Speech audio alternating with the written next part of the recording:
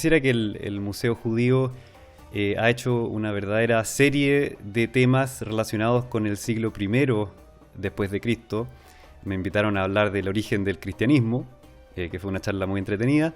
También yo después vi el video grabado acerca de Rabbi Akiva, también, bueno, ese no es siglo I, siglo II más bien. Y ahora estamos reunidos para Masada, el último refugio de la rebelión judía contra Roma. Este es un tema ligeramente más abordable que el tema que hice el mes pasado, el cual fue a solicitud de Dalia y Sofía, fue la idea de ellas, que es el origen del cristianismo. Y no por eso deja de ser un tema muy extenso, particularmente porque lo estamos vinculando a únicamente la revuelta judía contra Roma. Masada tiene otros episodios, otras áreas de interés, otros periodos de ocupación en la montaña, pero es esta historia, la que hablaremos hoy, la que más llama la atención de todos, que es cuando fue el último refugio de la rebelión judía contra Roma. Y este es el motivo por el cual Masada es mejor conocido a lo largo del mundo judío y por supuesto en Israel. Es solamente este episodio, los otros episodios no son tan conocidos como este. Les comento también que, bueno, nuevamente me enfrento a este problema del Museo Judío en el cual el público es tremendamente diverso.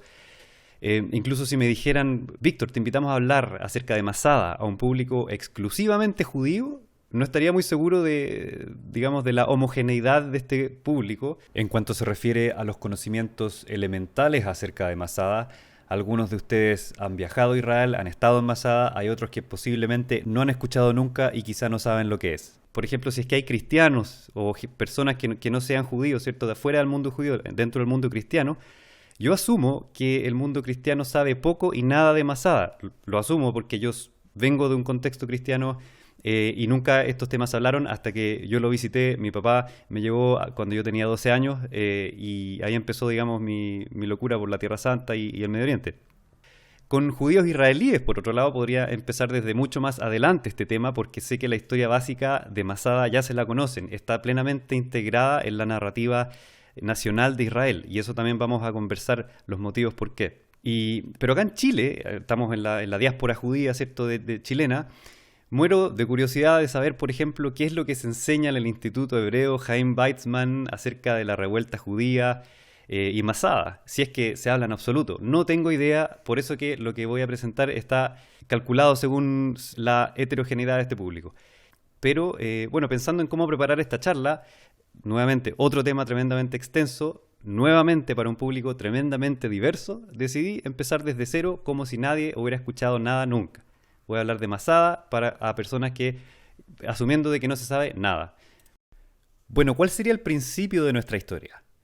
Para anclarnos en un evento el cual es conocido por todos, sean judíos, cristianos, ¿cierto? Porque al final, claro, los judíos tienen su propio sistema de conteo de años, que estamos en el 5700 y tanto, pero todos en realidad usamos el sistema de 2020, ¿cierto? Eso significa que calculamos que a partir del año 1, que aproximadamente nació Jesucristo, ¿cierto? Y que Jesucristo murió, fue crucificado típicamente se recuerda a los 33 años, por lo tanto Jesucristo murió el año 33. Todos conocen este cuento. En otra ocasión podemos conversar acerca de la confiabilidad, la historicidad de los relatos acerca de la vida de Jesús y en cuanto a la cronología de cuándo nació, cuándo murió, etc.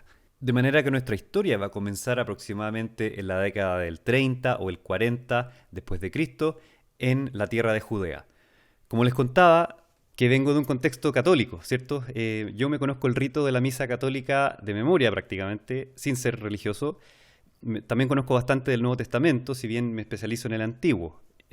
Cuando me puse a estudiar el siglo I y el choque de Judea y Roma, y me metí profundo en esa literatura, miré en retrospectiva cuando yo no sabía nada de eso y todo lo que sabía acerca de esta época era solo del contexto católico. Me pareció increíble lo poco que los católicos saben del periodo entre los años 40 y 100 después de Cristo y la cantidad de cosas de enorme relevancia histórica que ocurrieron en dicho periodo.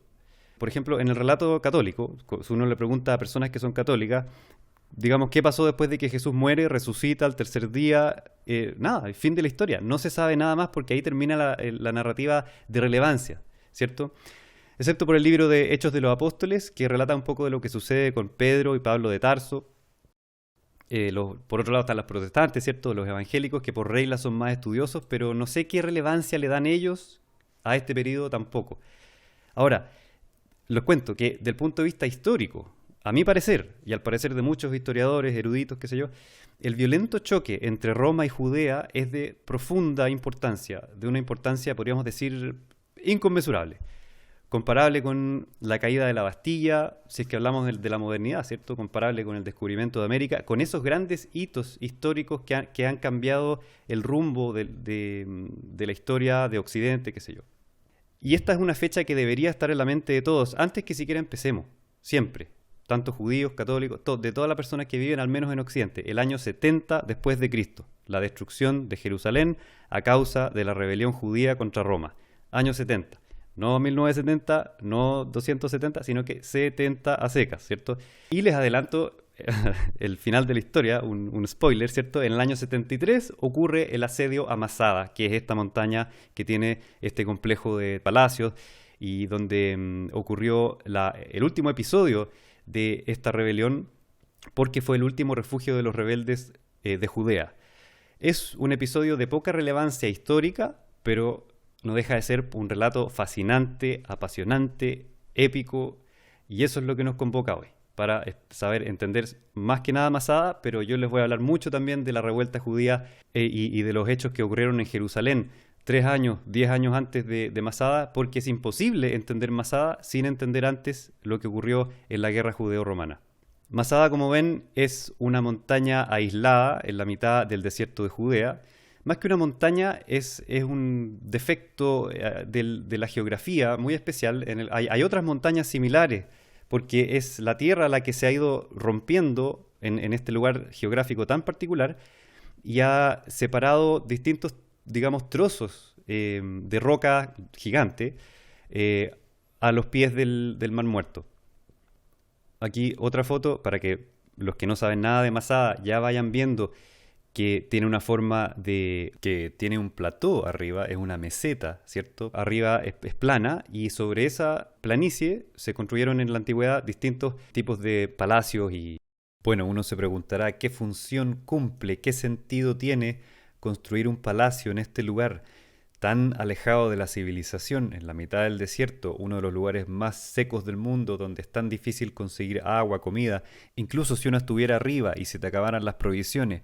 Solamente la bajada y subida de estos 450 metros en un día de verano y sin la suficiente cantidad de agua, el peligro de muerte es real, porque la deshidratación es tan intensa, el calor es tan intenso, que son condiciones realmente extremas. Y en todo caso, uno llega abajo la base y tampoco hay nada a kilómetros de distancia. Entonces volvemos a preguntarnos, ¿qué sentido tiene construir algo acá?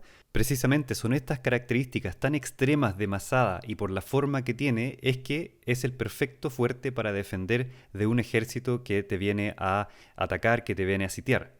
Siempre y cuando te hayas asegurado de solucionar el tema del agua y que tengas prácticamente infinitas provisiones de alimento, los cuales por lo demás se mantienen bastante bien en este ambiente tan seco. Y si tienes los recursos para construirte un palacio con baños romanos, con todas las comodidades, entonces tanto mejor, una verdadera villa al estilo romano para retirarse en invierno, en tiempos de paz incluso, ¿cierto? Uno se puede ir de vacaciones de invierno a este palacio con los baños romanos, con todas las comodidades, como les decía.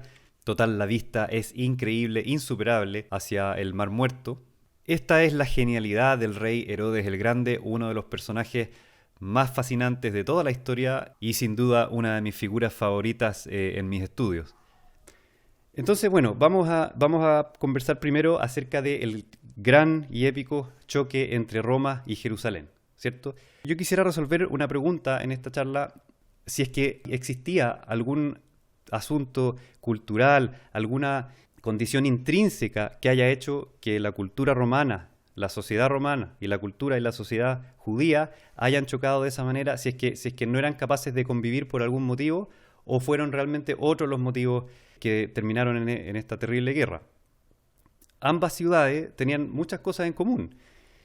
Tanto Roma como Jerusalén, empezando el siglo I, habían crecido de manera desproporcionada, mucho más grandes que muchas ciudades que existieron antes en la antigüedad, ¿cierto? Roma, por su lado, creció más que nada por el efecto de las conquistas que hizo en Italia, la República Romana, y la medida que fue creciendo por el Mediterráneo, se convirtió en un verdadero imperio a través de la fuerza, a través de las legiones romanas, ¿cierto? De esa manera, Roma se convierte en un epicentro. Roma no es un lugar que específicamente tenga muchos recursos naturales, que esté localizada de manera estratégica por algún motivo. No, esto, digamos, fue una casualidad de la historia y Roma solo podía sostener una población de su tamaño extrayendo recursos de su entorno y de los lugares que conquistaba. Jerusalén era similar. Jerusalén no tiene muchos recursos en el mismo lugar de Judea, no puede sobrevivir por sí sola sin controlar, sin que le llegue una buena cantidad de recursos desde los terrenos aledaños. Pero los motivos por los cuales llegan recursos a Jerusalén son distintos a los que llegan a Roma, porque no son por la fuerza, sino que son por una convicción religiosa de que en ese templo, en ese que se muestra acá, el gran templo al Dios judío, que lo construyó en ese tamaño, en ese calibre, el rey Herodes, terminando el siglo I antes de Cristo, de que ahí tenían que llegar millones de sacrificios, recursos, y mucha gente venía 3-4 veces al año a hacer sus peregrinajes a los famosos festivales judíos, ¿cierto? Jerusalén en esa época, en el siglo I después de Cristo, fue más grande de lo que fue la ciudad vieja hoy día, ¿cierto? No la ciudad israelí, Jerusalén, sino que la ciudad vieja que fue medieval, que fue durante el periodo otomano. Fue mucho más grande antes de ser destruida y Roma también estaba creciendo a niveles desproporcionados. Aquí vemos otra visión de Jerusalén. Es súper importante que se imaginen el tamaño de esta ciudad, lo monumental. Todo esto está varios metros debajo de la tierra hoy día, excepto por algunas cosas. Por ejemplo, la base del templo de la época herodiana se ve en las primeras hileras, y millones de edificios de tipo helenístico romano que muestran que la ciudad también estaba bastante integrada y entregada al mundo helenístico.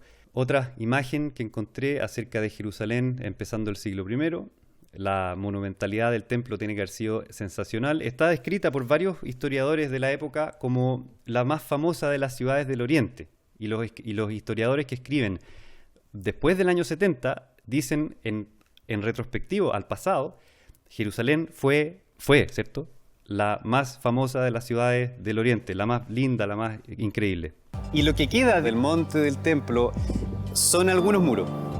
El más importante es este, que se llama el muro occidental o muro de los lamentos. Y en la religión judía se llama de los lamentos porque un poco se lamenta el hecho de que el templo haya sido destruido. Aquí desde allá se alcanza a ver que las piedras que conforman el muro de los lamentos son distintas. De las construcciones de la época de Herodes el Grande, es decir, del siglo I a.C., sobrevive solamente esta hilera del Muro de los Lamentos, la cual por supuesto en su época llegaba mucho más arriba y hasta el día de hoy llega hasta más abajo del suelo donde está parada la gente. Las hileras superiores que hoy se pueden ver fueron reemplazadas en periodos posteriores después de la destrucción del Segundo Templo. Ahora voy a achicar el Muro de los Lamentos y voy a completar cómo se habría visto en esa época. Todo lo pintado en amarillo sería el muro occidental, del cual lo que sobrevive y que está a la vista y sobre el suelo es solamente ese cuadrado azul. Y aquí tenemos un modelo de lo que estamos viendo desde el mismo ángulo, pero cómo habría sido uno de los accesos a la plataforma superior del templo entre los años aproximadamente 20 a.C. hasta el año 70 después de Cristo, en que toda esta maravilla fue destruida y vemos que no alcanzó a durar ni siquiera 100 años. Nuevamente vemos aquí el cuadrado azul que nos señala lo único que sobrevive de la época herodiana en el Muro de los Lamentos actual, y encima, de color naranjo, les estoy mostrando hasta dónde llega el Muro de los Lamentos hoy, recordándoles que el muro original llegaba mucho más arriba que lo que hoy día llega al Muro de los Lamentos. A veces nada se compara a una vista aérea para apreciar bien la magnitud de las cosas. Hasta el día de hoy, la ciudad vieja de Jerusalén está dominada por este cajón rectangular que corresponde al monte del templo, la colosal estructura edificada por el rey Herodes el Grande por ahí por los años 20 a.C.